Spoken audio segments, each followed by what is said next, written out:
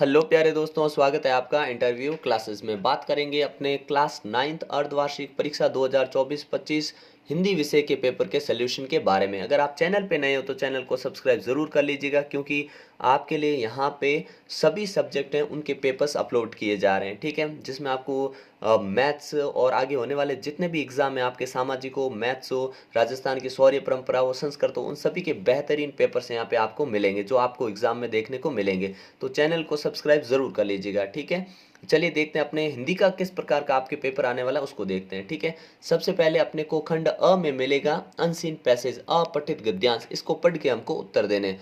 चलिए पढ़ते हैं किस प्रकार का ये अपना पैसेज है कि किसान का जीवन बनाने में ही भारत का सर्वोदय है। भारत का किसान देखभाल कर चलने वाला, वह सदियों से अपना काम चतुराई से करता आ रहा है। वह परिश्रमी है। खेत में जब उतरता है तो कड़ी धूप में सिर पर चादर रखकर वह डटा रहता है। वह स्वभाव से मितव्ययी है। मितव्ययी का मतलब होता है कम खर्चा करने वाला।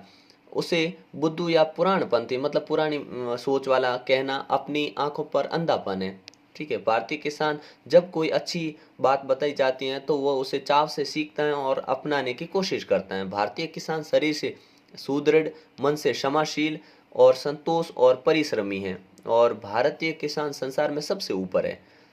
उसके सद्गुणों की प्रशंसा करनी चाहिए। फूस के छपरों में रहना दोष नहीं है। किसान ने जानबूझकर ऐसे घर को चुना है। वह अपने घर को बांस व बल्लियों के ठाठ से, अपने जंगल की घास और अपने ही ताल मिट्टी से बनाई हुई कच्ची ईंटों में बनाता है। इससे बड़ा लाभ यह है कि किसान बाहर जगत का व्यू नहीं ताकता, मुंह नहीं ताकता है। वह अपने ही क्षेत्र में स्वावलंबी बन जाता है और आत्मनिर्भर भारतीय किसान की कुंजी है। आत्मनिर्भरता क्या है? भारतीय किसान की कुंजी है। अब आपको यहाँ पे इन क्वेश्चन के आंसर्स देने हैं। मितव्ययी का शाब्दिक अर्थ होता है, मितव्ययी का शाब्दिक अर्थ होता है कम खर्च करने वाला। ऑप्शन अपने क्या हो जाएगा? द करेक्ट हो जाएगा। भारतीय किसान का उल्लेखनीय गुण है, क्या गुण है? कि वह रूढ़िवादिता, आलस्य, परिश्रमी और मितव्ययी है। स ऑप्शन करेक्ट हो जाएगा, ठीक है। अगला क्वेश्चन देखते हैं अपने। भारत का सर्वोदय निहित है। भारत का सर्वोदय किस में निहित है? तो भारत का सर्वोदय निहित है किसान के किस में है? जीवन को बनाने में, किसान के जीवन को बनाने में, ठीक है ना। ये ऑप्शन अपना एकदम करेक्ट हो जाएगा। भारतीय किसान किस बात में संसार में सबसे ऊपर है? तो भारतीय किसान जो है संसार में सबसे ऊपर है किस चीज में? अपने संतोष और परिश्रमी जीवन जीने में। बी ऑप्शन करेक्ट हो जाएगा। उपयुक्त गद्यांश हेतु उचित शीर्षक चुनिए। तो गद्यांश का शीर्षक तो भारतीय किसान ही होगा, ठीक है ना। अगला, भारतीय किसान के जीवन की कुंजी क्या है? तो वो है अपने आत्मनिर्भरता, ठीक है ना। आत्मनिर्भरता, वो दुनिया के सामने उसको देखने की जरूरत नहीं पड़ती। अगला आपने एक पद्यांश दे रखा है, ठीक है। वह स्वतंत्रता कैसी है, वह कैसी है आज़ादी, जिसके पद पर बच्चों ने अपनी मुक्ता बिखरा दी। सैन्य की सीमा होती है, सह सका न पीड़ा अंतर। हाँ, संधि पत्र लिखने को वह बैठ गए आसन पर। कहे सावधान रानी ने, राणा ने थाम लिया कर। बोली अधीर पति से वह कागद मिसपात्र छिपा कर। तू भारत का गौरव है, तू जननी से सेवारत है। तू कोई सच कोई मुझसे पूछे तो तू ही तो भारत है, ठीक है ना। अब ये जो पोइम है ना, ये कविता जो अपने है, ये महाराणा प्रताप से संबंधित है, ठीक है ना। तो इसका शीर्षक क्या हो सकता है? शीर्षक हो सकता है इसका हल्दी घाटी का युद्ध, उस समय की बात है। शीर्षक ये लिख सकते हैं। राणा किसकी पीड़ा सहन नहीं कर सके? जब बच्चे को देखा ना रोते हुए, तब बच्चे की पीड़ा को सहन नहीं कर पाए। बाकी प्रजा की, इन सब की राजा जो थे महाराणा प्रताप को बच्चे की पीड़ा सहन नहीं हुई। कागज मिसपात्र छिपाकर। मिसपात्र क्या है? शाही की बोतल है, ठीक है ना। मिसपात्र मतलब जिसमें शाही रखी हुई उसको छिपा दिया, ठीक है ना।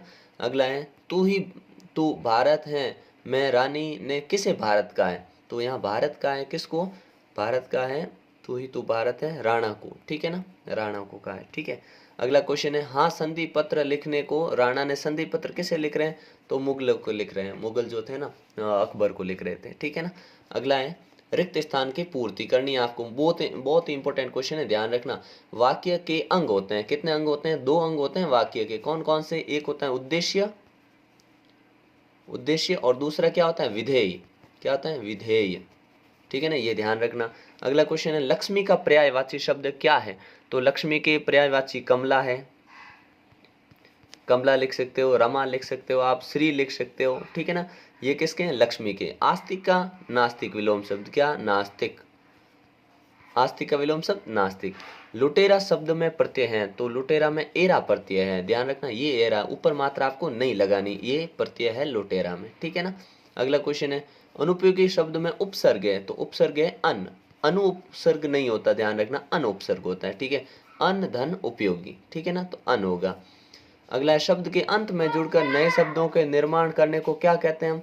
जो शब्द के अंत में जुड़ते हैं उन्हें हम कहते हैं प्रत्यय। क्या कहते हैं? प्रत्यय। और आगे लगते हैं उन्हें हम उपसर्ग कहते हैं, ठीक है ना। अगला है, उपसर्ग शब्द के आगे कहाँ लगते हैं? आगे लगकर, ठीक है ना, नए शब्द का निर्माण करते हैं।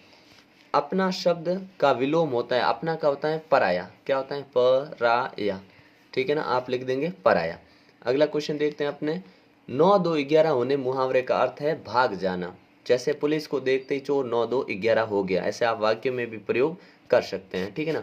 अगला क्वेश्चन देखते हैं, अगला क्वेश्चन देखते हैं अपने, अगर वह मुझे पकड़ता तो मैं बिना मारे न छोड़ता। वाक्य की रचना के आधार पर वाक्य का कौन सा भेद है? तो ये मिश्र वाक्य अपना, कैसा वाक्य? मिश्र वाक्य। वाक्य ध्यान रखिएगा 3 होते हैं, एक होते हैं सरल, सरल वाक्य, एक होता है मिश्र वाक्य और एक होता है संयुक्त वाक्य, संयुक्त वाक्य, ठीक है ना। ये 3 प्रकार होते हैं, याद रखिएगा। सरल वाक्य क्या होता है? जिसमें एक ही विधेय और एक ही सब्जेक्ट होता है, मतलब विषय होता है, उसको हम कहते हैं सरल वाक्य, ठीक है। अगला पूछा है, एक प्रत्यय युक्त 2 शब्द बताइए। एक प्रत्यय युक्त, तो एक किस किस में लगा है? एक वाले, तो देखिए एक हम लिख सकते हैं धार्मिक, ठीक है ना, लिख सकते हैं मासिक, ठीक है ना, जिसमें जिसमें अपने एक प्रत्यय आता है, ठीक है ना। अगला देखते हैं अपने, नेक्स्ट है, अगला है अपने कि इस जल प्रलय में मुहस्सरी जाति कौन से नृत्य को देखकर, ये जो है अपने बुक से चैप्टर क्वेश्चन शुरू हो गए। एक प्रत्यय हो गया ना धार्मिक, ये लिख सकते हो आप, ठीक है ना, मासिक, धार्मिक, जितने भी एक लगने वाले जो शब्द हैं वो आप लिख सकते हैं, ठीक है ना। फिर है, चोर की माँ किस बात से प्रभावित हुई? रीढ़ की हड्डी एकांकी में शंकर को कैसा योग बताया गया, ठीक है ना। ये सिंपल सिंपल से क्वेश्चन है, अगर आपको इनमें दिक्कत आती है तो आप कमेंट सेक्शन में लिख सकते हैं, ठीक है। इसके बाद में आपको जो क्वेश्चन मिलेंगे डेड नंबर के क्वेश्चन मिलेंगे, ठीक है ना, जिसमें आपको शब्द सीमा रहेगी 40 शब्दों में इनका आंसर देना। 40 शब्द कहने का मतलब होता है 3 से 4 लाइनें, ठीक है ना, ये ध्यान रखना। और फिर इसके बाद में अपने लिए खंड स रहेगा, खंड स में सप्रसंग व्याख्या किसी एक की करनी। आपको यहाँ पे सप्रसंग व्याख्या में 2 मिलेंगे, ठीक है, दोनों में से किसी एक की आपको सप्रसंग व्याख्या करनी है। फिर अपने गद्यांश लिखना है, गद्यांश में गद्यांश मिलेगा, उसको भी आपको सप्रसंग व्याख्या करनी है। फिर थोड़े बड़े क्वेश्चन आएंगे, ठीक है ना। और खंड द के अंदर अपने को यहाँ पे खंड द के अंदर रीति रिवाज त्योहार किस प्रकार प्रभावित हो रहे हैं, ये एक बड़ा क्वेश्चन मिलेगा। उसके और में भी क्वेश्चन है, बड़े क्वेश्चन तो सारे आपको अथवा में ही मिलेंगे, ठीक है ना, ये पढ़ा इसके और में, इन दोनों में इसको ये क्वेश्चन करना है, ठीक है। फिर आएगा पत्र लेखन। पत्र लेखन में क्या है? लूणी निवासी अपने मित्र महिपाल को राज्य स्तरीय कुश्ती प्रतियोगिता में 48 किलो में स्वर्ण पदक मिला है, तो आपको उनको बधाई पत्र देना है। तो बधाई पत्र के लिए आप उनको बधाई पत्र के लिए एक पत्र लिखना पड़ेगा, ठीक है ना, तो इसका ध्यान रखना, ठीक है ना, पत्र कैसे लिखते हैं। फिर अगला रहेगा अपने, इसके अथवा में आपको मिलेगा, अथवा में जो पुरस्कार जीते हैं उनमें खेल प्रतियोगिताओं को अपनी उपलब्धि के बारे में बताइए और दिशा निर्देश और आशीर्वाद की इच्छा व्यक्त कीजिए, ठीक है ना, तो ये खेल दिवस के बारे में है, ठीक है। फिर निबंध मिलेगा, निबंध जो सबसे इम्पोर्टेंट माना जाता है, उसमें आपको ऑप्शन खूब मिलेंगे, ठीक है ना, जो आपको ठीक लगे उसमें से आप चूज कर सकते हैं, चाहे बेरोजगारी समस्या और समाधान, इन पॉइंट्स का यूज करके बनाना, या पर्यावरण संरक्षण, या स्वच्छ भारत अभियान, इनमें से जो आपको ठीक लगे उसको इस्तेमाल करके आप लिख सकते हैं, ठीक है। तो इस प्रकार का आपका हिंदी का पेपर रहने वाला है, मन लगाकर ध्यान से पढ़िए, कोई दिक्कत आती है तो कमेंट सेक्शन में पूछ सकते हैं, ठीक है। मिलते हैं नेक्स्ट पार्ट में, तब तक के लिए जय हिंद जय भारत।